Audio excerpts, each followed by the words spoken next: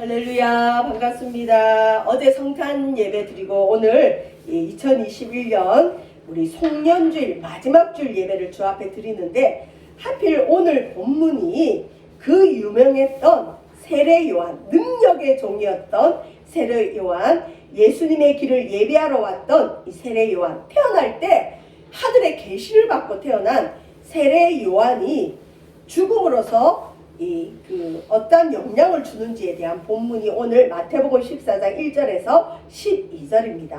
우리는 흔히 이제 어르신들 보면, 어르신들 전도하거나 상담하다 보면 어떻게 죽을 것인가에 대한 고민이 많으세요. 그래서 아유, 목사님, 나는 자다가 죽었으면 제일 좋겠어요. 요양원 같은 데 가지 않고 우리 집에서 자녀들 있는 데서 그냥 자다가 말없이 죽었으면 원이 없겠어요. 그런 기도 부탁을 하는 어르신들을 굉장히 많이 봤습니다. 맞죠? 우리 동양에서는 어떻게 죽느냐가 그 사람이 또 어떻게 살았는가를 증명해 주기도 하고, 잘 죽기 위해서 기도하는 분들도 꽤 많이 있습니다. 그리고 또 신방을 하다 보면 성도들 중에 믿음이 좋은 권사님들이 한 번씩 이런 얘기를 해요. 목사님, 나는 예배하다가 죽었으면 좋겠어요. 그러면은 그 권사님은 좋은 뜻으로 한 얘기지만, 여러분, 교회에서 이렇게 대예배를 드리거나 아니면 또 뭐 낮 예배, 또 저녁 예배, 새벽 예배 드리는데 갑자기 예배 드리는데 권사님이 이렇게 쓰러지면 어떻게 되죠? 그 예배 못 드리고 119 불러야 되고 경찰 와야 되고 난리가 나요. 그러면 이제 목사님들이 막 웃으면서, 권사님 그렇게는 기도하지 마세요.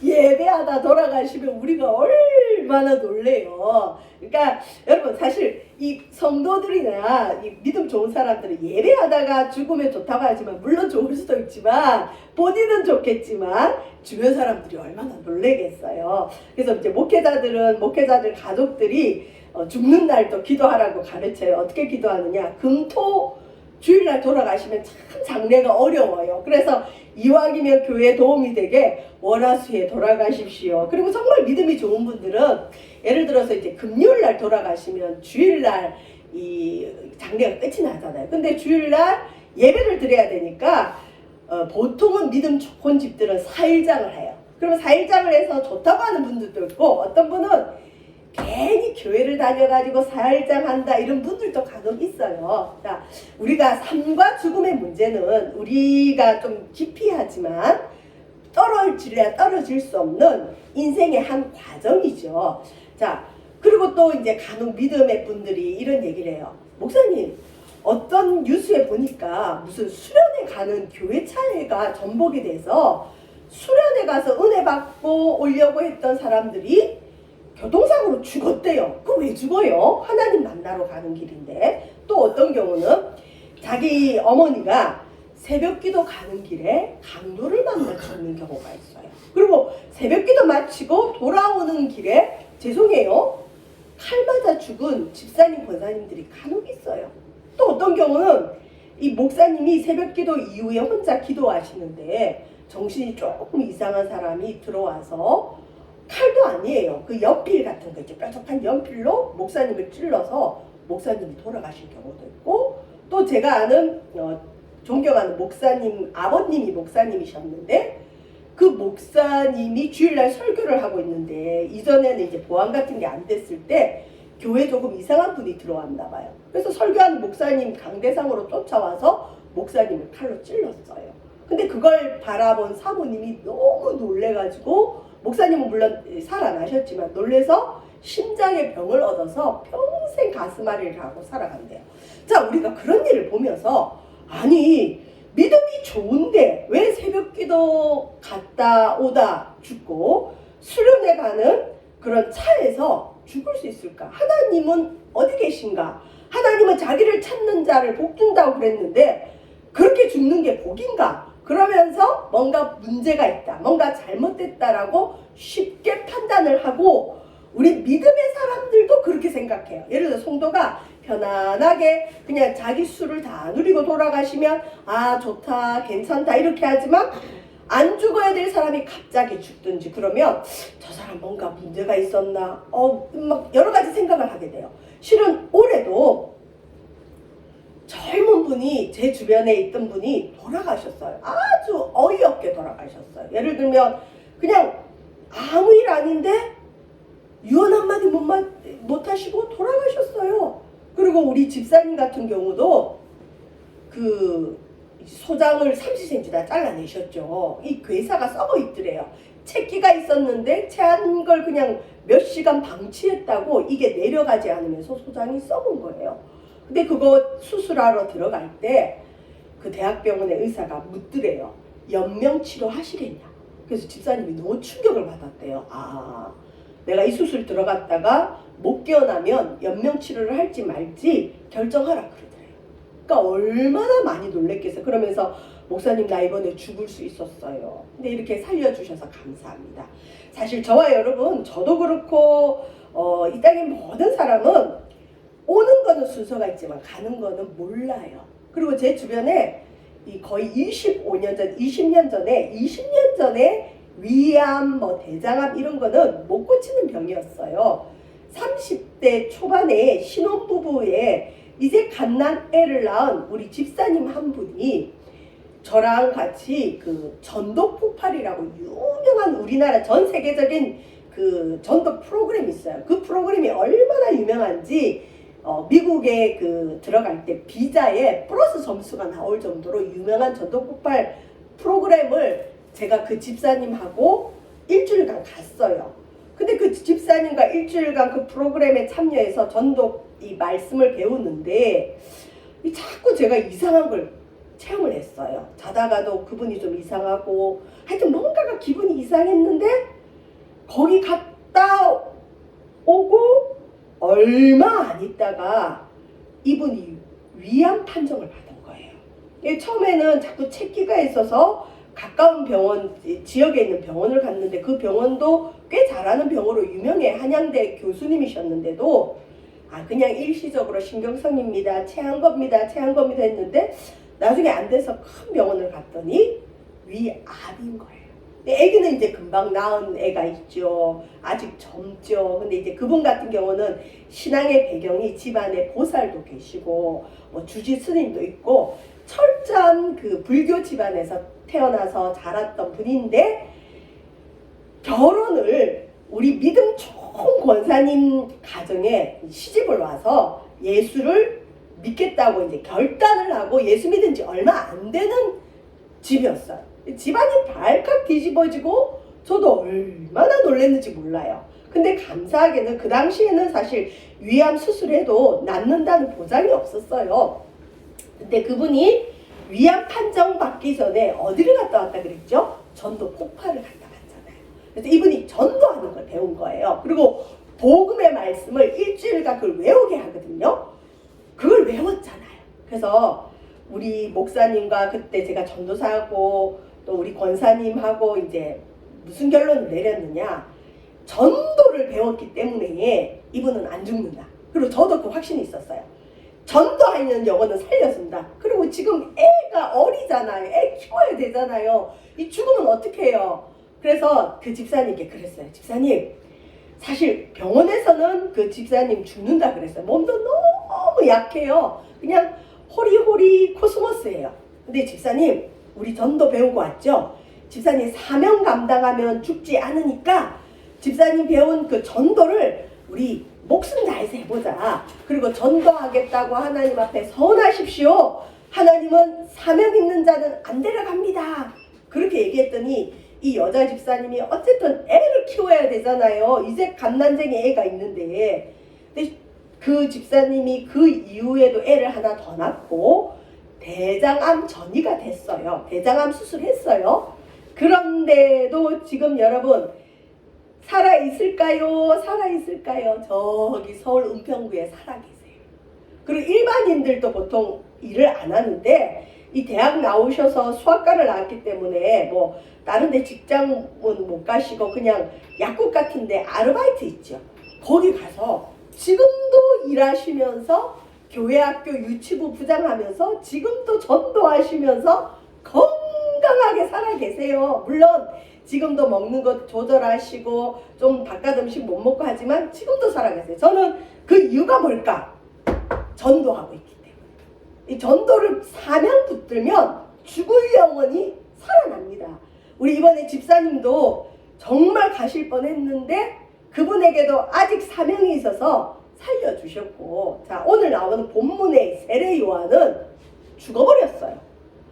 태어날 때는 어마어마한 기적의 주인공으로 태어나고 살아있는 동안도 그 당시 최고 종교 지도자들, 정치 지도자들에게 회개하라 이 독사의 자식들아, 이 정도로 얘기를 할 수 있는 권위자였는데도 이 유명한 세례 요한의 죽음을 바라보면 어이가 없어요. 어떻게 죽었느냐? 우리가 어제 이제 뭐 가이사, 뭐 시저, 이 로마의 황제를 시저라 그러고, 자, 로마가 그 당시 큰 대국으로 식민지를 많이 두고 있었는데, 유대 땅도 식민지 중에 하나였는데, 이 유대 땅을 네 등분해서 분봉왕 해가지고 분할해서 나누는 통치하는 왕이 하나 있었는데, 누구였느냐? 헤롯 왕, 미치광이 헤롯 왕이 이 다스리고 있을 때예요. 근데 이 헤롯이 왔다 갔다 하는 사람이에요. 세례 요한의 능력을 볼 때는 세례 요한을 무서워했다가 또 세례 요한을 무시했다가, 예수님의 능력을 봐서 예수님을 좋아했다가 또 예수님을 싫어했다가 왔다 갔다 하는 사람이었는데, 오늘 14장 1절에 보면 그때에 분봉왕, 유대를 나눠서 다스리는 분봉왕 헤롯이 예수님의 소문을 들은 거예요. 예수님이 죽은 자도 살리고 병든 자 고친다는 소문을 듣고 뭐라고 하냐면 2절, 그 신하들에게 이르되 이는 세례 요한이라, 그가 죽은 자 가운데서 살아났으니 그러므로 이런 능력이 그 속에서 역사하는도다 하더라. 이 헤롯이 죄를 범한 거예요. 어떤 죄를 범했느냐? 죄도 없는, 잘못한 것도 없는 세례 요한을 죽였어요. 그러니 늘 양심이 찔리죠. 하나님의 능력 있는 사람, 주의 종을 죽였으니 이 왕으로서 늘 두려움이 있어요, 이 사람은. 자, 그런데 예수님이란 분이 나타나더니 능력이 세례 요한보다 더 큰 거예요. 그 예수님을 보고 이 헤롯이 뭐라느냐? 내가 얼마 전에 죽인 세례 요한이 부활했구나. 세례 요한이 다시 살아나서 지금 저 예수라는 사람이 하는 일을 하는구나, 이러면서 세례 요한을 기억을 합니다. 그러면서 이 마태 저자는 뭘 기록하느냐? 세례 요한이 어떻게 죽었는지에 대해서, 그 죽음에 대해서 기록을 하는데, 3절에 전에 1전에 헤롯이, 그 헤롯의 남동생이 있었는데 빌립이 있었어요. 빌립이 있었는데 이 빌립이 죽지도 않고 살아있는데, 그 형이 동생 빌립의 아내 헤로디아, 이뻤나 봐요. 헤로디아를 유혹을 했던지 뺏었던지 어쨌든 왕이란 이름으로 동생의 아내를 빼앗아서 자기의 첩을 삼았어요. 악한 일이죠. 동생이 죽어서 그 부인을 취하는 것도 사실 조금 그런데, 살아있는 동생의 부인을 빼앗았으니 이건 어마어마한 강간죄이고 간음죄죠. 근데 이 헤로디아 여인도 악인이었던 것 같아요. 자기 남편 버리고 왕인 헤롯을 더 좋아했겠죠. 자, 근데 이 세례 요한이 이 죄를 가만히 안 보고 있죠. 뭐라고 하느냐? 당신 잘못했다. 이 말 때문에 3절 끝에 보면 이 헤롯이 요한을 잡아서 결박해서 옥에 가두었다. 왕에게 바른 말 한 거죠. 당신이 지금 당신의 동생의 아내를 빼앗아서 당신의 첩으로 삼았는데 그거 옳지 않다. 바른 말을 하니까 이 헤롯이 요한을 잡아서 옥에 가둬버렸어요. 4절에 보시면 이는 요한이 헤롯에게 말하되 당신이 그 여자를 차지한 것이 옳지 않다 하였습니다. 여러분, 이 땅에 의외로 바른 말하면 듣기 싫어해요. 좋은 말, 듣기 좋은 말, 죄를 지어도 잘했다 해줘야 좋아하지, 당신 그거 틀렸어요 얘기해주면 미움을 받죠. 그래서 5절에 보면 헤롯이 요한을 죽이려야 돼. 자기에게 바른 말, 자기 죄를 드러내는 요한을 싫어해서 죽이려고 했지만, 그 당시 이스라엘 무리들이 요한을 선지자, 하나님의 종으로 존경하고 있기 때문에 무리들에게 반란이 일어날까봐 죽이지를 못하고 있었어요. 근데 늘 눈에 가시해요. 저 세례 요한을 내가 언젠가 죽여야 되는데 저렇게 바른 말 하는 사람을 옆에 두면 안 되는데 내 치부가 드러나는데 늘 그런 마음을 가지고 있었죠. 미움을 받았죠. 자, 그런데 6절에 보면 헤롯이 생일이 되었나 봐요. 생일 잔치를 하는데 이 첩의 딸 헤로디아의 딸이 와서 그 연회장에서 그 파티장에서 무슨 춤을 췄는지 모르지만 옛날에 그 영화 보면 이상한 춤들 있잖아요. 그 춤을 춰서 헤롯을 굉장히 기쁘게 했나 봐요. 그래서 헤롯이 술이 취한 데다가 자기 첩의 딸이 춤을 추니 기뻐가지고 뭐라느냐 7절에 맹세를 합니다. 네가 무엇이든지 달라는 대로 내가 다 주겠다. 다른 성경에 보면 뭐 나라의 절반도 주겠다. 큰 소리를 빵빵 치죠. 그랬더니 이 헤로디아의 딸이 자기 어머니한테 가서 어머니 헤롯 왕이 내가 나의 춤을 보고 나를 너무 좋아해서 나라의 절반도 주겠다고 합니다. 엄마 내가 헤롯 왕에게 뭘 요구할까요? 그랬더니 부창부수라고 이 헤롯이 악한 사람이니까 헤로디아도 똑같이 악했나 봐요. 이 헤로디아도 평소에 세례 요한이 자기 남편과 자기에게 바르지 않은 말을 한 걸, 이 좋지 않은 말을 한 걸 기억하고는 뭐라 그러느냐? 헤롯의 마음을 잘 안 거죠. 세례 요한의 머리를 잘라서 여기서 말하는 소반은 쟁반에 얹어서 내게 달라고 해라. 엄마가 무지 잔인하죠. 어떻게 보면 하나님의 종, 의인, 당시의 사람들이 존경하는 영적 지도자의 머리를 잘라서 쟁반에 얹어서 갖다 달라 요청을 한 거예요. 자, 9절에 보면 왕이 이 말을 듣고는 깜짝 놀랐겠죠. 자기가 물론 죽이고는 싶어 했지만 그래도 세례 요한을 건드리면 폭동이 일어날 수도 있고 밀란이 일어날 수도 있고 유대인들 중에 헤롯을 미워할 사람들이 많은데 좀 근심은 돼요. 근데 자기가 맹세를 해버렸잖아요. 그래서 이 9절에 보시면 왕이 근심하나 자기가 맹세한 것과 그 함께 앉은 사람들 때문에 할 수 없이 세례 요한 죽여라. 그리고 명령을 했어요. 근데 원래는 사형을 처할 때는 수많은 사람들 앞에 광장이나 이런 데 사람을 데리고 나와서 공식적으로 처단을 해야 되는데 세례 요한이 그 당시에 무리들, 백성들을 두려워해서 10절에 보면 조용히 세상에 이 의인을 죽이면서 몰래 죽여요. 사람을 보내어 옥에서 요한의 목을 베었어요. 그러니까 이 세례 요한은 죽는 줄도 모르고 소리 소문 없이 죽어요. 자, 이렇게 죽는 것도 억울한데 이 의인이고 예수님의 길을 예비하고 그 당시 최고의 존경을 받았던 이 세례 요한이 소리 소문 없이 목이 베임을 당하고 춤 하나, 소녀의 춤 하나, 첩의 딸, 헤로디아의 딸 춤 하나에 팔려서 11절에 보세요. 그 머리를 쟁반에 얹어서 그 소녀에게 주니 그 소녀가 자기 어머니에게로 가져갔다. 이 위대한 사람이 쟁반에 목이 달려가지고 자기 어머니한테 갖다 바쳤어요. 자, 근데 이 전설에 의하면 이 당시 역사책들이나 소설책들이 굉장히 많은데 전설에 의하면 이 헤로디아 여인이 얼마나 악랄했는지 죄송해요. 그냥 있는 그대로 얘기해 드릴게요. 용서하고 들으세요. 이 세례 요한의 한번 상상을 해보세요. 목이 잘렸어요. 피가 흐를 거 아니에요. 그걸 무슨 생선도 아니고 쟁반에 얹어서 자기한테 가져오면 무서울 거 아니에요. 근데 이 헤로디아가 세례 요한의 혓바닥을 끄집어내가지고 그 혓바닥을 바늘로 찔렀대요. 그만큼 이 세례 요한이 했던 말, 그 죄입니다. 당신의 죄입니다. 이건 간음입니다. 강간입니다. 이렇게 살면 안 됩니다. 그 말이 그렇게 듣기 싫었나 봐요. 그래서 그 혀를 찔렀대요. 얼마나 수치스러워요. 우리가 만약에 이 땅에 의인이 이런 죽임을 당하면 많은 사람들이 아이고 하나님 믿어봤자 소용없다. 아니 하나님을 대신해서 그렇게 많은 세례를 베풀었는데도 저렇게 죽네? 야야 하나님 믿지 말자. 이렇게 됐어요.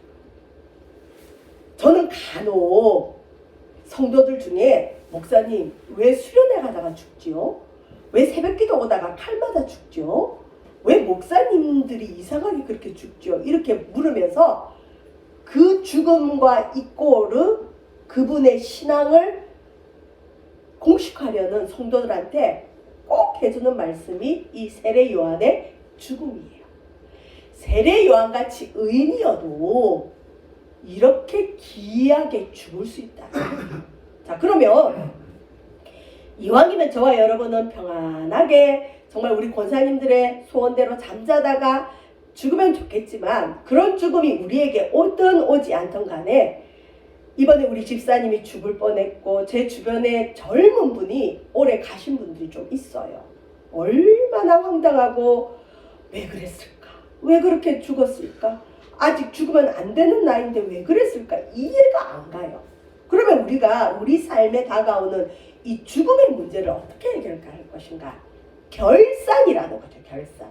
우리가 이 사업장도 하루 일하고 나면 저녁에 결산을 반드시 하죠. 그래서 어디서 뭐 돈이 덜 들어왔든지 뭐가 누가 이 돈을 가져갔나 그렇게 결산하죠. 우리 또 1년에 결산을 해요. 우리 인생의 결산의 날이 와요. 근데 세례 요한은 그의 죽음은 너무 비참했지만 그의 사명이 다했기 때문에 끝이 난 거죠. 이 세례 요한은 다른 사람의 죄를 고발하는 사명이에요. 그래서 왜 이스라엘 백성들이 자기 죄를 자복하고 세례받으러 오는 무리에게 지금 세례받으러 와요. 자기 죄인이라고 인정하고. 그런데도 그 사람들한테 뭐라 그러죠? 이 독사의 자식들아 이러면서 지금 죄인이라고 고백하는 사람한테 더 막 죄를 지적해요. 세례 요한의 사명은 뭐냐? 남의 죄를 드러내는 일을 하는. 자기가 헤롯에게 당신 그거 옳지 않아요. 그 간음죄예요. 이 말하면 세례 요한은 자기가 죽을 걸 알았을 거예요. 왜? 왕은 사용할 수 있는 능력이 있거든요. 그런데도 자기 사명은 죄를 고발하는 일이라는 걸 알기 때문에 하나님 앞에 이 사람은 결산을 한 거예요. 죽을 때까지 바른 말 하는 거예요. 그러니까 죽고 나서 이 헤로디아 악녀가 세례 요한 혓바닥 끄집어내서 그 입에서 나오는 말을 얼마나 듣기 싫어했던지 혀를 막 찌른 거예요. 그리고 또 전설에 의하면 이 춤으로 세례 요한의 머리를 앗아간, 생명을 앗아간 이 헤로디아의 딸은 어느 날 겨울에 이 길을 가다가 물 웅덩이에 빠져서 그 헤로디아 딸은 그 물 웅덩이에 얼음에 찔려 죽었다는 얘기가 있어요. 사람들이 저 세례 요한을 죽인 죄의 대가다 뭐 사람들은 또 그렇게 또 해석을 안 하면 어쨌든 사람들은 새로 태어난 생명에 대한 해석보다는 어떤 한 사람이 죽은 거에 대한 해석을 하는 걸 너무 좋아해요. 근데 저와 여러분의 결론은 뭐냐? 하나님이 우리에게 주시는 결론은 뭐냐? 모른다는 거예요. 한 사람의 죽음은 하나님 손 안에 있어요. 살고 죽는 게 하나님께 있어요. 참새 한 마리가 떨어지는 것도 하나님이 계산하셔야 되고 계획하셔야 되고, 오늘 아침 우리가 머리 감을 때 내 머리카락이 몇 개 빠지는지도 주님의 계산 안에 있어요. 저와 여러분은 우리 머리카락 세고 있지 못해요. 근데 하나님은 우리 머리카락까지 세고 계시다. 저와 여러분 사명이 끝나면 가는 겁니다. 올해 아직 젊은데 먼저 가신 분들은 우리는 이해가 안 가지만 하나님 앞에 그 사람의 사명이 다했기 때문에 가셨고, 아직 저와 여러분에게 생명이 있다면 우리는 이 땅에서 결산해야 될 사명이 있는 거죠. 특별히 믿음의 사람들에게 주시는 사명은 뭐냐? 복음 전파, 전도. 요즘은 전도가 많이 왜곡이 돼서 교회가 자기 교인 늘리려고, 그래서 목사님들이 자기 교회 크게 하려고 그냥 성도들 전도하라 그런다고 해서 성도들이 전도 말만 들어도 싫어해요. 저도 섬겼던 교회들에 그런 성도들이 많아요. 그런데 전도는 예수님의 지상 명령이에요. 예수님이 이 땅을 떠나실 때 마지막 한 유언이 땅끝까지 복음을 전해라. 그리고 저와 여러분을 이 땅에 두신 이유도 뭐냐? 저와 여러분을 통해서 누군가는 예수님의 십자가의 피의 사건을 듣고 그 피로 죄를 씻고 마음에 예수님 모셔드림으로 하나님 자녀가 되어 천국 가야 될 영혼들이 있기 때문에 저와 여러분을 이 땅에 두셨어요. 그래서 저는 좀 어거지를 많이 부려서 오해를 받은 적도 있는데, 여러분도 아시지만 저희 아버지가 어느 날 갑자기 가셨잖아요. 그게 저한테는 굉장한 충격이었고, 또 제가 어릴 때부터 많이 아팠기 때문에 아픈 분들이나 이렇게 특별히 죽음 앞두고 있는 분에 대한 막 그 끓어오르는 저만의 어떤 그 연민이 많아요. 그러다 보니까 이제 제 나름대로 목회에서 누가 아프다 그러거나 아니면 지금 뭐 오늘 내일 한다 그러면 저는 포기하지 않고 끝까지 가가지고 그분에게 복음을 전하고, 그리고 어떤 경우는 어떻게 보면 좀 거래 비슷하게 들릴 수도 있어요. 근데 나는 그 사람이 살았으면 좋겠어요. 일생 주님 안 믿고 죄만 짓고 하나님 모르고 살다가 지금 병상에 누웠는데 이대로 죽으면 지옥을 가든지 아니면 구원을 받아도 겨우 받는 부끄러운 구원을 받아요. 천국 가면 상금이 하나도 없어요. 그러면 이제 하나님 앞에 말이 되거든요. 하나님, 이제 예수 믿었는데 지금 죽으면 이분은 천국 가면 아무 상급이 없어요. 너무 안타깝잖아요. 하나님, 이 땅에 있는 동안 내가 천국을 위해서 뭔가 투자를 좀 하고 천국을 위해서 살다가 죽을 테니까 나에게 기회를 한번 주세요라고 제가 가르쳐요. 그러면 거의 19분들은 다 받아들여요. 다 받아들여요. 근데 11분 정도는 그래도 끝까지 아니라는 분들이 있긴 있어요. 근데 19분 받아들이면서 그 마지막 끈을 안 놔요. 그래서 간혹은 정말 살아나요. 죽는다 그랬는데 살아나요. 왜? 사명. 하나님 앞에 말이 되면 이건 되는 거거든요. 하나님 앞에 말이 된다는 건 우리 인간도 합리적으로 받아들여진다는 거죠.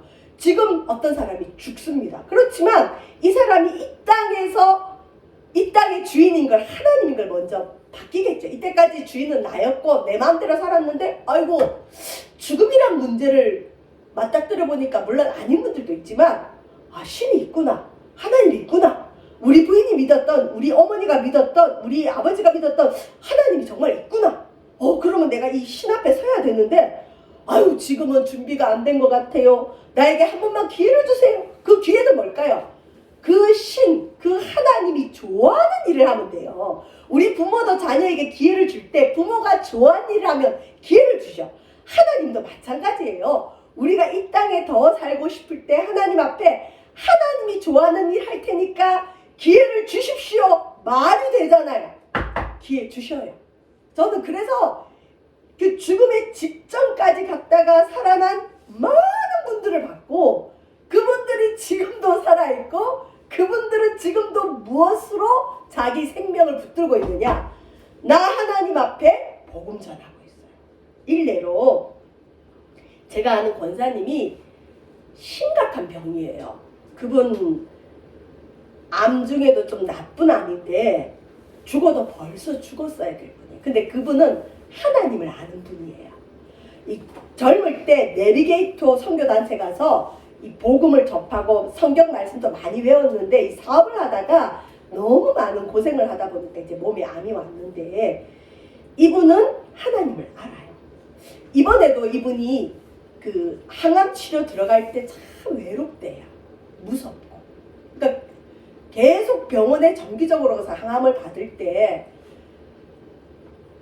옆 병상에 같이 누워있던 분이 이제 가시기도 하고 하여튼 그렇대요. 암 병동에 가능하면 입원 안 하는 게 좋다고 그래요.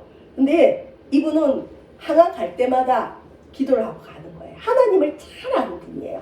하나님, 내가 이번에는 입원해서 누구에게 복음을 전할까요? 누구에게 하나님을 소개할까요? 누구에게 기도해 줄까요?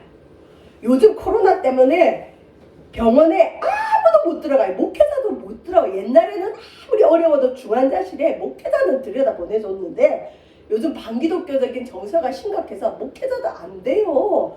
그래도 병원들이 죽음 임종 전에는 목사들 보내줬어요. 가서 기도해 주라고. 근데 지금은 안 돼요. 가족도 안 돼요. 같은 환자 외에는, 의료진들 외에는 접촉이 안 되는데 이분은 그 암 환자들에게 가서 딱 가면 보인대요. 정말 죽음을 두려워하는 분, 그 다음에 자기가 기도해 줘야 될 분, 평신도인데 목사가 아닌데 그분들에게 복음을 전해. 심지어는 암 환자인데 이번에 코로나 걸려서 격리시설에 격리가 됐어요. 비참하죠. 무섭죠. 근데 거기 격리시설에 온 분들이 다 바들바들 떨더래요. 근데 그 격리실에 가서도 코로나 걸려서 온 그 상황에서 또 같이 코로나 걸린 분에게 복음을 전한 거예요. 그분 지금 잘 살아있을까요? 돌아가셨을까요? 잘 살아있어요. 그분은 제가 볼 때 하나님을 잘 아는 분이에요. 자기는 어떻게 보면 죽어도 벌써 죽어야 될 사람인데 하나님 앞에 하나님 내가 한 사람이라도 지옥 가지 않고 천국 갈 수 있도록 복음 전하겠습니다. 복음을 전했더니 계속 연장이 되는 거예요. 저와 여러분, 우리는 저와 여러분이 어떻게 죽을지 몰라요. 세례와 같이 훌륭한 사람도 이렇게 죽었는데 좋은 죽음도 있고 나쁜 죽음도 있겠죠. 인간이 볼 때. 그런데 하나님 편에 사명이 끝나면 가는 거고 아직 사명이 있다면 우리는 살아있는 겁니다. 사명이 있을 때 결산할 날이 올 걸 믿고 정말 저와 여러분 우리 몸에 병이 있든 없든 건강하든 건강하지 않든 간에 전도하겠다, 복음 전하겠다 하면 하나님은 죽을 영혼도 살릴 것을 꼭 믿으시고 전도할 때는 그냥 예수님을 전하기만 하면 돼요. 교회 오고 안 오고는 하나님 소관이고 꼭 교회 와서 들어 앉혀도 그것도 큰 믿음이에요. 그렇지만 그것보다는 우리 함께 예수 믿읍시다. 이 말 자체가 전도인 걸 믿고 저와 여러분 전도에 대한 나쁜 생각 버리시고 이 땅에 있는 동안 하나님 전하라고 나에게 생명 주셨구나. 그 믿음 가지고 끝까지 복음 전하다가 주 앞에 설 수 있는 저와 여러분 믿음 되시기를 주의 이름으로 축원드립니다. 기도하겠습니다. 하나님, 우리의 부족한 믿음을 용서하소서. 우리는 어떤 한 개인이 어떻게 죽느냐에 따라서 그 사람의 삶을 평가하려고 합니다. 용서하여 주옵소서. 세례 요한은 의인이었지만 이상하게 죽었습니다. 하찮게 죽었습니다. 어이없이 죽었습니다. 그러나 하나님 편에서는 그가 남의 죄를 고발하는 그의 사명이 끝났기 때문에 결산의 날을 맞이한 것뿐입니다. 우리 모두 다 하나님 앞에 결산할 날을 기억하고 오늘 하루 성실하게 그리스도의 복음 전하며 살아가는 저희들 되어지도록 축복하소서. 예수님 이름으로 기도합니다. 아멘. 우리 찬송